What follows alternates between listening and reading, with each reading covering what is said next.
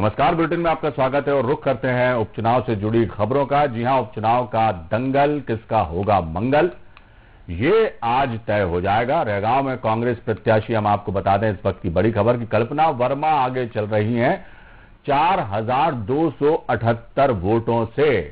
खंडवा में बीजेपी प्रत्याशी ज्ञानेश्वर पाटिल की जो लीड है वो 64,818 वोट से वो आगे चल रहे हैं। पृथ्वीपुर से बीजेपी के प्रत्याशी शिशुपाल यादव भी 3,378 वोट से आगे हैं।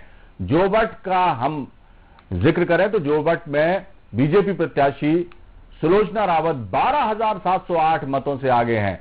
एमपी की 4 सीटों पर काउंटिंग जारी है। खंडवा और जोबट में बीजेपी को अच्छी बढ़त मिलती दिखाई दे रही है। रैगांव और पृथ्वीपुर में नजदीकी मुकाबला है, लेकिन चौंकाने वाली बात यह है कि रैगांव जो परंपरागत सीट मानी जाती है भारतीय जनता पार्टी की, वहां बीजेपी पिछड़ रही है और पृथ्वीपुर जो कांग्रेस की परंपरागत सीट मानी जाती है वहां कांग्रेस पिछड़ती दिखाई दे रही है। तो ये एक दिलचस्प मुकाबला इन दोनों सीटों पर देखने को मिल रहा है। कांटे का मुकाबला है और रैगांव और पृथ्वीपुर में बिल्कुल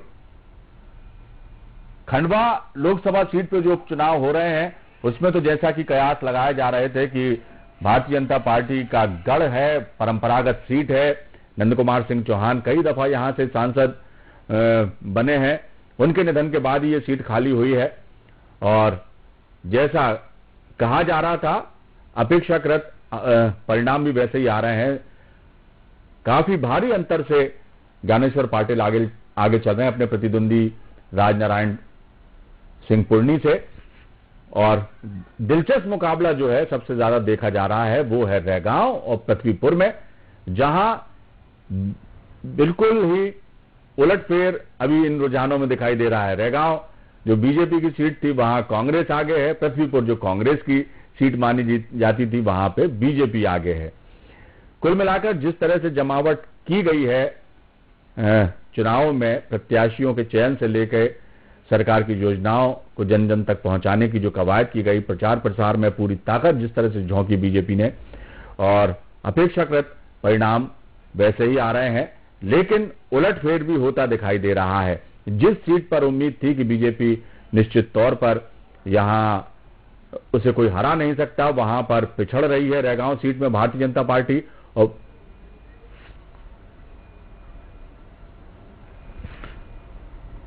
गुलरेज शेख हमारे साथ जुड़ गए हैं, बीजेपी के प्रवक्ता हैं। गुलरेज जी, बहुत स्वागत है आपका हमारे इस कार्यक्रम में। और योगेश गुप्ता हैं, कांग्रेस नेता हैं। योगेश जी, आपका भी बहुत स्वागत। आप दोनों को मेरी आवाज सुनाई दे रही है? गुलरेज जी बिल्कुल दे रही है जी। योगेश जी, आप सुन पा रहे हैं हमें? मैं आईटी सेल का जी जी मैं भाजपा आईटी सेल का राष्ट्रीय प्रभारी हूँ। जी जी, प्रवक्ता नहीं हूँ, राष्ट्रीय प्रभारी हूँ। जी जी बिल्कुल।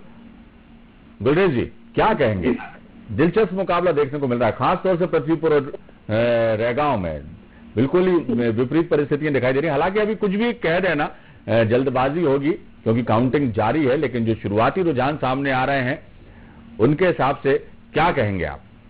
देखिए, पृथ्वीपुर के विषय में और खंडवा के विषय में मैं सभी चैनल पर सुबह से बात कर रहा हूँ और चूंकि इन दोनों जगहों पर मैंने खुद ने प्रचार किया है जाकर, तो इनकी डिटेल में ज्यादा जानता हूँ। मुझे शुरू से दिख रहा था, थोड़ा सा मेरा एस्टिमेट तो और ज्यादा है। मुझे तो अभी भी मानना है कि 2 लाख के आसपास तक खंडवा की बढ़त पहुंच जाएगी जी। और पृथ्वीपुर भी निकल रही है, क्योंकि पृथ्वीपुर में लोग जो है वो बेसिकली व्यवस्था परिवर्तन के लिए लड़ रहे थे जी। और भाजपा तो उसमें निमित्त मात्र थी जी। कांग्रेस को गुंडा पार्टी के रूप में देखकर गुंडों से पृथ्वीपुर को निजात दिलाने के लिए ये चुनाव था, इस कगार पे पहुंच गया था। मतलब ऐसा लग रहा था कि हम जो है हम वहां की स्थानीय व्यवस्थाओं का लड़ने से, ना कि कांग्रेस पार्टी से। तो जब ऐसी समीकरण बनते हैं तो जीत और हार के परिणाम साफ साफ दिखते हैं। बात रही रैगांव की, तो मुझे रैगांव की भी अपेक्षा है कि 1-8 घंटे में क्रिस्टलाइज हो जाएगा और हम हो सकता है रैगांव इतनी बड़ी मार्जिन से नहीं, लेकिन रैगांव की सीट भी निकल जाएगी। योगेश जी, क्या कहेंगे? पृथ्वीपुर गढ़ मानी जाती है कांग्रेस की ये सीट और वहां पर भारतीय जनता पार्टी जो है बढ़त बनाए हुए है, रैगांव में कांग्रेस बढ़त बनाए हुए है।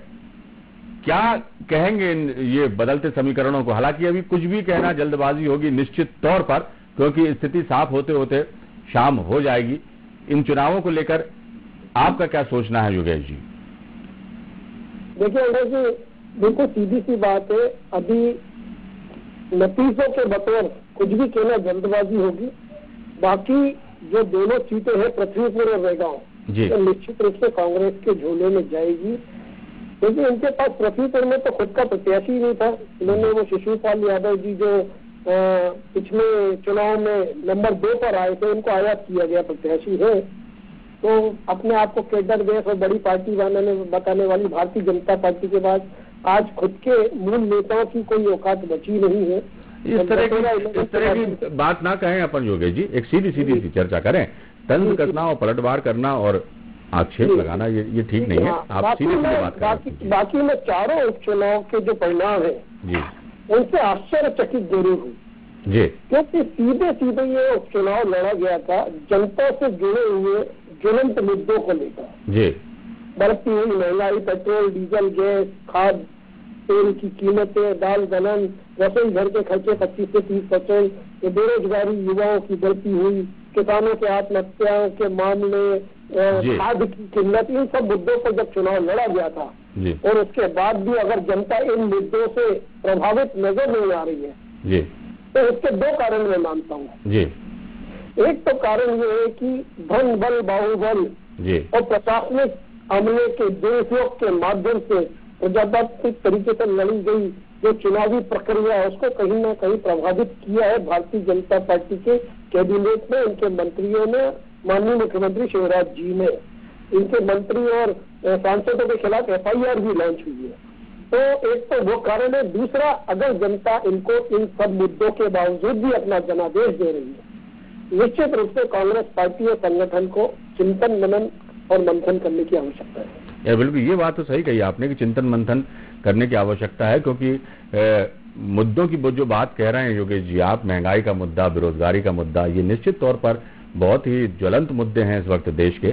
और यदि वो भी काम नहीं कर पाए और वो भी प्रमुखता से आप नहीं उठा पाए हैं, जनता के बीच अपनी बात नहीं कह पाए, तो शायद हो सकता है इसी का जो है खामियाजा, या जो कहना चाहिए अभी जो जनता से जुड़े हुए मुद्दों पर तो कमलनाथ जी ने अपनी सभी जनसभाओं में उनके समक्ष रखा था और साफ तौर पर यह कहा था कि चुनाव परिणामों से किसी की उस पर संख्या बल पर ज्यादा कोई विशेष प्रभाव नहीं पड़ना है, लेकिन इन चुनावों के माध्यम से आप जनता जनार्दन एक सरकार तक अपनी चेतावनी और एक साफ साफ संदेश दे सकते हैं कि महंगाई के खिलाफ जनता में रोष है जी, वो प्रभावित नजर नहीं आ रहा है जी।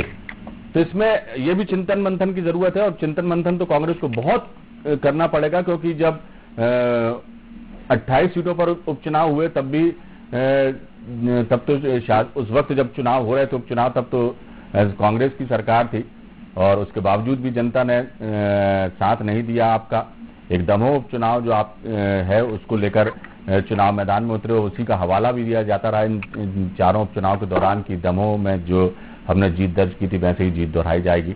हालांकि जैसा कहा जा रहा था, गुलरेज जी आपसे मुखातिब हूं कि रेगांव जो है और खासतौर से ये कहना चाहिए खंडवा, ये 2 सीटें बीजेपी हासिल हमें करेगी और जोबट और पृथ्वीपुर में जो है कांग्रेस बाजी मारेगी। ये कहा जा रहा था, कयास इस तरह के लगाए जा रहे थे, लेकिन जिस तरह से रुझान अभी आए हैं ये निश्चित तौर पर कहीं ना कहीं दोनों ही दलों को सोचने वाली बात है। क्या नहीं लगता आपको कि रेगांव में जिस तरह के बातें सामने आई थी जब प्रतिमा बागरी जी को टिकट दिया गया था और जुगल किशोर बागरी जी के परिवार के लोग जो हैं वो असंतोष उनमें देखा गया था, तो वो असंतोष को दूर करने में, उस जो खाई भर गई थी, जो डैमेज हुआ था, उसको रिपेयर करने में बीजेपी को सफलता नहीं मिल पाई। शायद यही वजह है कि इस तरह के रुझान सामने आ रहे हैं गुलरेज जी।